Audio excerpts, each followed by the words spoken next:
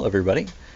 Over the last few days I've been running some tutorials for players who are new either to D&D 5e or Roll20 or both.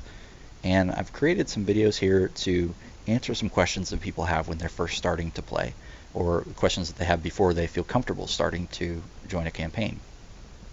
So when you create your Roll20 account, it's going to allow you to take the tutorial, which is definitely worth doing, but it doesn't cover everything you feel like you need to know to be comfortable playing. So this is kind of supplementing that.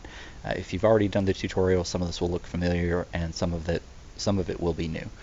So the first thing I'm going to do is, if I go up to this top right menu bar here and look for the newspaper icon, that is my journal. That's going to have a lot of the content, or most of the content, that I'm going to need to see to play the game.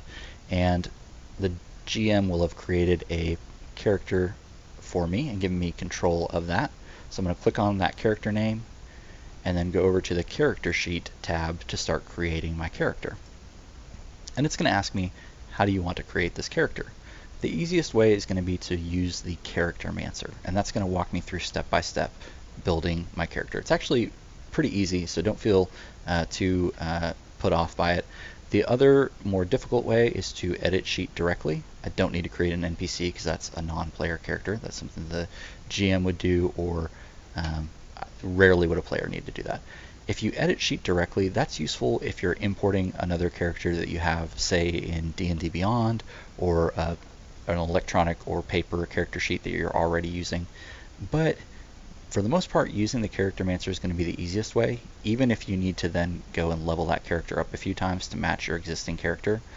If you really want to, you can edit sheet directly, and you're just going to have to do a lot more stuff manually. It's not going to double check that you did it right, and some of your things may need a little more tweaking.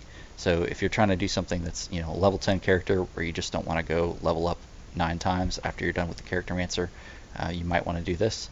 But for the most part, character mancer is going to be your easier option. And so it's going to open on this welcome screen, and it will tell you that you have some of the Wizards of the Coast Dungeons and Dragons free content called the SRD that's going to be available to you no matter what. And then also it'll have any content that you've purchased, and it will have any content that was purchased by the DM that is shared with you if the DM has turned that option on. So as I go through this, you'll see a little bit more than you'll see on your screen if you don't have any purchase content unlocked, but that's okay. So we're going to do a very simple, straightforward character build here, and you can play around with it and do more complicated options. I'm not going to do a magic user just because that's a little bit more complex, and so you can certainly get into that and look up some of the rules for that, and it'll walk you through most of the things you need to know. But if you're playing D&D for the first time, magic user may be a little challenging. If you're familiar with D&D and just learning Roll20, it's actually going to be pretty easy to do, so don't feel shy about doing that. Alright, so I'm going to just choose a basic human character. It's going to ask me for my alignment. I'll make them lawful good. It's going to show me some of the racial traits that come along with that. It's going to have a description over here and some of the info that's good to know. And it'll allow me to choose my language proficiency that's granted by being a human. I'm going to say he's fluent in Dwarvish. It's going to ask for a subrace, and it'll show me what that subrace gives me. And then click next to go choose my class. Again, I'm just going to keep it real simple and go with a fighter. Over here it'll have a description of the class. It'll show you some of the things that are available at later levels as you level up. It'll give you some tips for a quick build. Let's see, here's all the things that come with later levels. Some of the features, hit points, hit dice, proficiencies, equipment, fighting style choices that'll come in level 1, and some of the things that will come later on. Subclass, which is martial archetype for fighters, and some of the other things that come at later levels. If you want to look at all the different options, you can just click and choose different classes, read over here about them, and pick which one is right for you. So, as a fighter, I'm going to want proficiency in athletics, so that'll come up a lot, and perception's pretty much good for everybody. Let's say his fighting style is protection. I could also do a custom fighting style if I needed to, but I'm not going to do that, just to keep it simple here. Alright, it's going to tell me that I get second wind and some equipment that'll let me choose when I get to this tab. Alright. Ability scores. Probably the most common way to choose ability scores is using the standard array. What that's going to be is you get to pick one ability that gets 8, one that gets 10, 12, 13, 14, 15. You choose which one gets which. The next most common way is probably going to be point buy. And instead of telling me exactly which 6 numbers I can choose, I have 27 points available to mix and match as I see fit. Your GM, if you're doing point buy, might require approval so that you don't do a whole bunch of 8s and a whole bunch of 15s or something, just kind of unbalanced. Or they may not. You can also roll for stats, which is a little bit more chaotic and unpredictable. It's probably the least common way of doing it, other than a custom way, which would be even less common. So we're going to go with standard array, keep it nice and simple. I'm going to say my fighter needs to be strong, needs to have great constitution, he's not going to be charismatic, he's not going to be super wise, he's going to have a bit of intelligence, and he's going to be fairly dexterous. And if I did that wrong, it would tell me that I need to change one of those numbers. Choose a background. You'll see there are a few here. Most of these come in the player's handbook. Not very many come in the SRD. I think it might only be Acolyte that comes in the SRD. Or whatever it is, it's not very many choices. Player's handbook will unlock a lot more for you, and then other books will unlock even more. The parentheses right here are telling you which source book this option is from. And that's the same for races and classes and everything else. So I'm going to say he's a folk hero, which grants me animal handling and survival proficiency, land vehicle proficiency, and it lets me choose a tool proficiency. I'm going to say he's proficient in smith's tools. Gives me rustic hospitality, and it allows me to roll for a defining event or choose a defining event. I'm going to go ahead and say, yeah, I led a militia to fight off an invading army. That's a good defining event for my fighter. Personality traits. I misuse long words in an attempt to sound smarter. That's a good one. He's only just a little bit intelligent, so maybe he thinks he's more intelligent than he is, and misuses long words.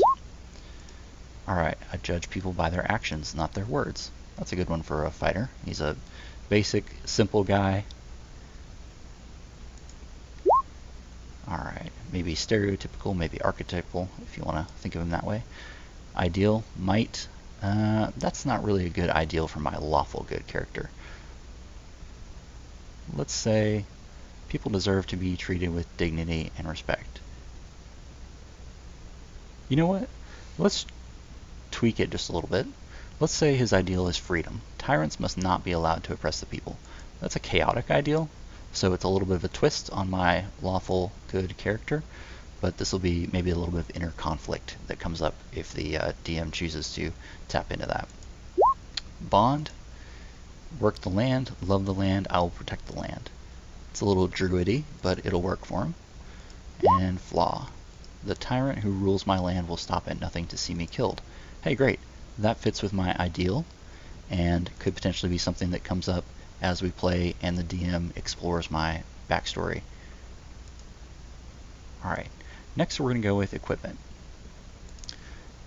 Class equipment is a great choice. Class equipment is usually pretty good. It's better than what you would get on average if you use starting wealth, because some of the things that you start with for class equipment are surprisingly expensive. So if we were going to go with starting wealth, we would roll for gold, 140, it's not bad. And then I would have to finish up my character mancer and then go buy everything, add it to my character sheet, subtract my gold. And that's not super easy to do in Roll20. You can drop stuff in from the compendium, but it doesn't have prices, so you have to look that up elsewhere. On top of which, I probably couldn't buy with 140 gold all the stuff I would get with my class equipment, so I'm going to do that instead. My fighter's going to have chainmail, he's going to have a shield, and he's going to have a longsword. This is going to tell me a little bit more about starting equipment and gold. Gives me exchange rates, all that kind of stuff. Alright, then next category of equipment, I get to choose either a light crossbow with crossbow bolts or 2 hand axes. I'm going to say this fighter does get close in with his shield and longsword, but occasionally he's going to want to throw a hand axe. Hand axes are great because of that reason exactly, that you can throw them. And then he's going to have a Dungeoneer's pack. And then his background gives him another set of equipment, which is Artisan's Tools. And this has been glitching today, so I'm going to go through the Charactermancer and finish that up, and then just remember to add in Artisan's Tools from the Compendium, which is this little icon up here, and it'll allow me to just drag and drop that onto my character sheet when I'm done. Alright, so we go next. Alright, I don't have any spells as a fighter. If you were a spellcaster, this would be the section where you choose those. It'll show you cantrips and first level spells that are available to you, and then later when you level up, it'll show you what's available there. And if your class allows you to change spells in and out at each level, it'll give you that option as well, so it'll walk you through that. But we're going to skip that for this video. Alright, I don't have any feats at level 1. Got a bio. Let's give this guy a name. Let's give him an age. Let's give him a height. Let's say he weighs in a solid 225. And he's a basic guy. Let's make him basic looking.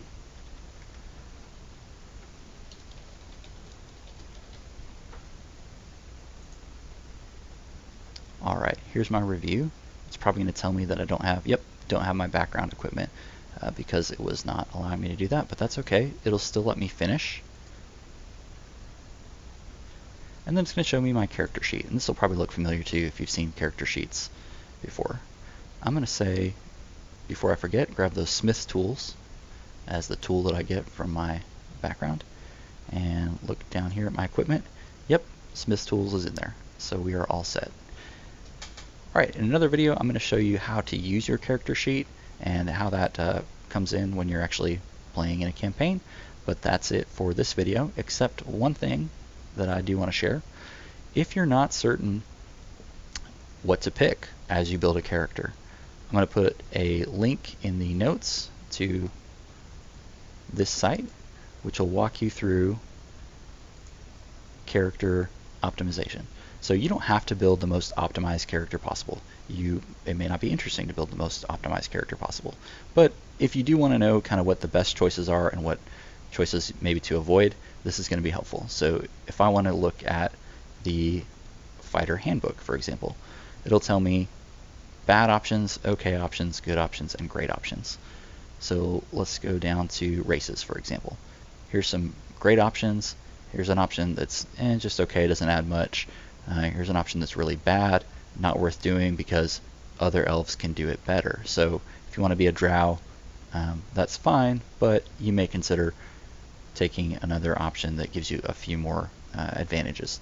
But you don't have to do that. You can build any class with any race, and sometimes those can be interesting things.